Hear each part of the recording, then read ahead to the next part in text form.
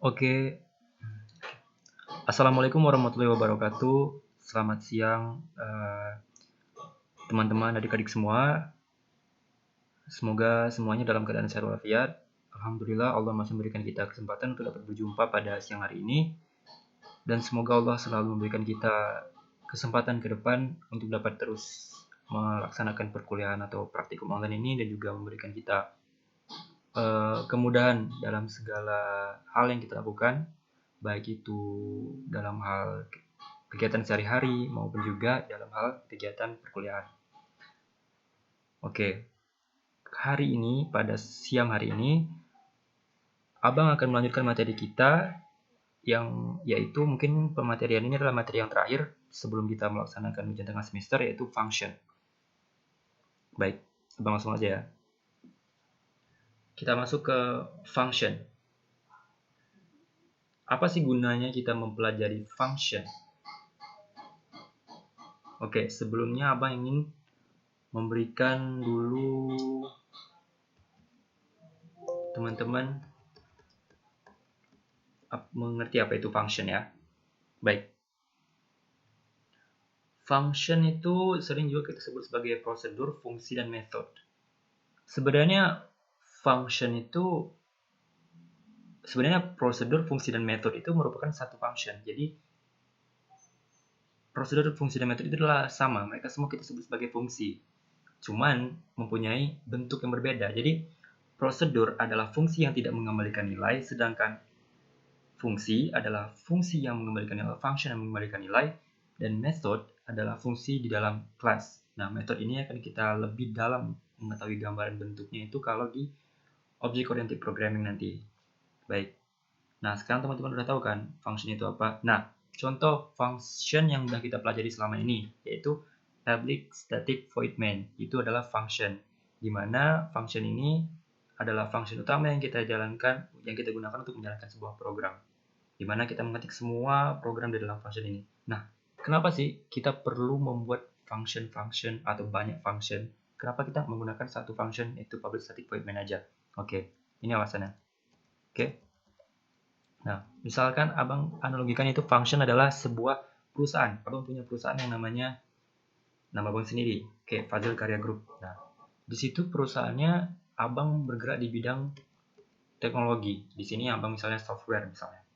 Nah, bidang teknologi Abang ini, Abang mulai perlahan-lahan maju dalam bidang teknologi, cuman lalu Abang mulai tertarik nih buat bikin pesawat tempur di perusahaan Abang, karena kayaknya teknologi itu perlu ada yang namanya di industri pertahanan itu teknologi sangat dibutuhkan gitu. Jadi Abang mulai bikin pesawat tempur. Nah, melihat bikin pesawat tempur ini menguntungkan bagi Abang mulai berpikir bahwa kayaknya kita butuh cabang yang baru buat meningkatkan perusahaan kita. Nah, mulailah Abang bikin yang namanya perusahaan pengelolaan bahan makanan, misalnya gandum misalnya, atau apapun itu ya, pokoknya di dalam bahan makanan. Nah, mulai deh di dalam perusahaan Abang itu nggak hanya teknologi aja, tapi ada 3 cabang, yaitu ada tiga bidang, yaitu ada teknologi, ada pesawat tempur atau alutsista, terus ada lagi yang namanya makanan. Sorry, ada suara. Dan juga makanan. Nah, jadi udah ada 3 nih di perusahaan Abang. Kaya dong Abang kan? Nah, mulai Abang mempunyai banyak yang harus dikerjakan di dalam perusahaan. Karena kebanyakan pekerjaan inilah, karena banyak sekali cabang ini, mulai ada masalah nih. Ada masalah, yaitu ketiga cabang perusahaan Abang ini mulai ada yang mau membutuhkan anggaran dari perusahaan untuk membuka lahan, ada yang mau membutuhkan biaya maintenance, dan juga ada yang buat pengujian prototipe itu butuh biaya perizinan. Nah, semuanya butuh biaya dalam satu waktu, dan mulai Abang bingung buat ngerjain yang mana yang dulu. Terus mulai ada yang namanya complicated di antara semua isi dalam satu perusahaan ini. Bisa Abang lanjutkan untuk melaksanakan perusahaan ini dalam satu payung perusahaan. Maksudnya itu semua bidang ini Abang gabungkan, dan Abang minta satu kepala keuangan untuk mengurus semua biaya. Namun apakah si kepala keuangan ini akan mengurus dengan optimal? Abang rasa tidak. Memang mungkin ada kemungkinan bisa, namun itu sangat sulit. Jadi salah satu cara supaya Abang bisa mengelola 3 cabang perusahaan Abang ini dalam satu masalah mereka yang sama ini, yaitu biaya, Abang perlu bikin yang namanya perusahaan bagian, anak perusahaan. Nah, muncullah ide Abang buat bikin yang namanya anak perusahaan. Jadi Abang bikin yang namanya 3 cabang perusahaan dalam satu payung perusahaan yang besar. Jadi istilahnya itu punya, dalam satu perusahaan itu ada 3 anak perusahaan yang mempunyai bidang masing-masing. Jadi mereka punya kepala keuangan yang masing-masing, punya kepala perusahaan yang masing-masing, di mana abang sebagai CEO utama yang memegang seluruh perusahaan yang besar. Nah, itulah yang kita sebut sebagai function tadi. Function adalah anak perusahaan abang. Dan perusahaan yang besar tadi atau Fazil Khairiyah Group tadi itu adalah programnya. Jadi di dalam program itu ada anak-anak program yang merupakan function tadi, yang berfungsi untuk memudahkan kita dalam mengelola setiap program. Jadi kalau kita ke depannya untuk bikin program yang besar, kita itu akan sulit untuk mencari di mana errornya atau di mana kesalahannya kalau kita menggabungkan seluruh codingan di dalam satu main program atau main function atau public static void main. Jadi kita harus bikin yang namanya function-function masing-masing yang di mana fungsi mereka adalah untuk mengelola bidang mereka masing-masing. Oke, ngerti sekarang kan? Nah, jadi intinya function itu digunakan untuk mempermudah kita dalam mengelola dan maintenance program kita, mengelola dan juga mempermudah kita dalam mengelola program kita. Jadi kita bisa tahu di mana kesalahan program kita bisa tahu misalnya di sini ada yang fungsinya untuk menghitung data, berarti di function ini misalnya function hitung data. Kalau untuk manggil data di function manggil data. Jadi masing-masing function punya fungsinya masing-masing. Namanya juga function, jadi mereka berfungsi dengan bidangnya masing-masing. Oke. Analoginya udah terlalu kepanjangan, jadi kalian udah paham nih apa itu, kenapa kita sih penting banget belajar function, itu pentingnya. Oke. Function itu gunanya. Terus sekarang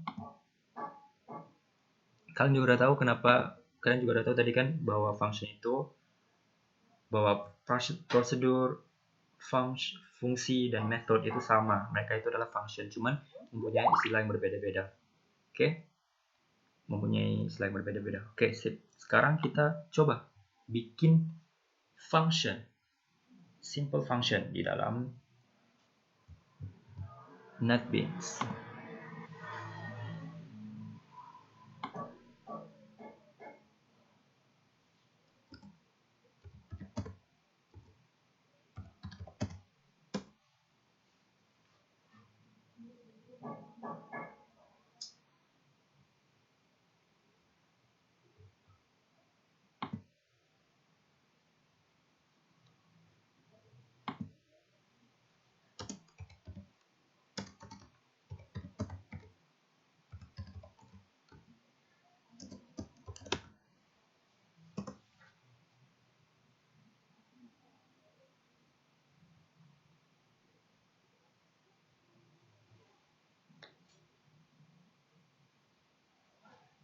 Oke, sekarang kita bikin function ya.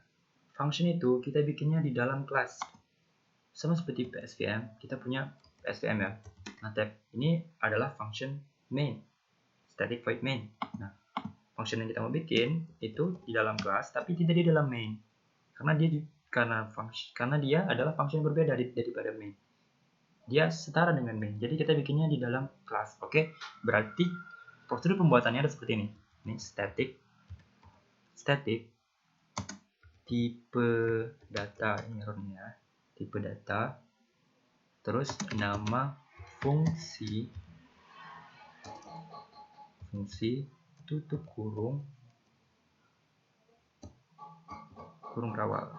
Oke, sip. Nah, kayak gini. Nah, tipe datanya ini apa?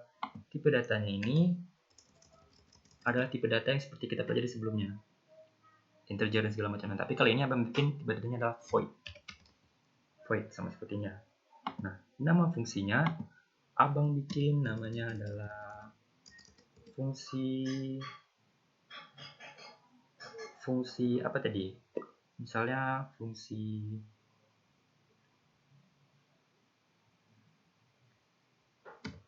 karena sekarang lagi hype-nya. Fungsi COVID-19 misalnya ya. Jangan sampai ini nggak ada fungsinya, sumpah. COVID-19 nggak ada fungsinya, tapi ini adalah contoh. Jadi berarti kita bikin ini. Apa yang mau kita kembalikan di dalam fungsi COVID-19 ini? Berarti kita bikin shout. Contoh ya. kita kembalikannya misalnya social distancing. Oke. Nah, udah selesai.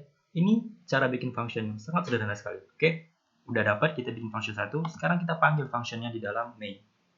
Caranya cukup mudah, cuman kita perlu panggil aja nama functionnya apa.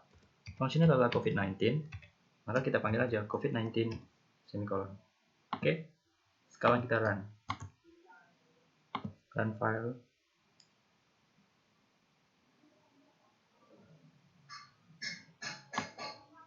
Oke, social distancing. Yang tampil adalah isi dari function COVID-19. Oke, sekarang kita sudah bisa bikin function ya. Oke, Abang mau tanya nih. Ini kan function yang bikin ini apa sih? Maksudnya itu termasuk atau tergolong dalam apa? Dalam prosedur kah, dalam fungsi kah, atau dalam metode kah? Dan kenapa Abang gunain void? Maksudnya ini void ini maksudnya apa? Dari function ini, void ini. Apa maksud dari void? Dan kenapa dan function ini termasuk dalam kategori apa? Prosedur, fungsi, atau metode? Oke. Silakan teman-teman jawab di bawah. Yang 5 orang pertama bakal dapat nilai pada hari ini, dapat nilai plus dari Abang mengenai materi kita hari ini. Oke.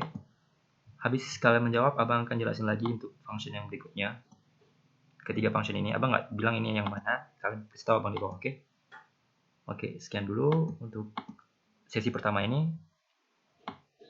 Silahkan dijawab di bawah jawaban kalian, oke? Assalamualaikum warahmatullahi wabarakatuh.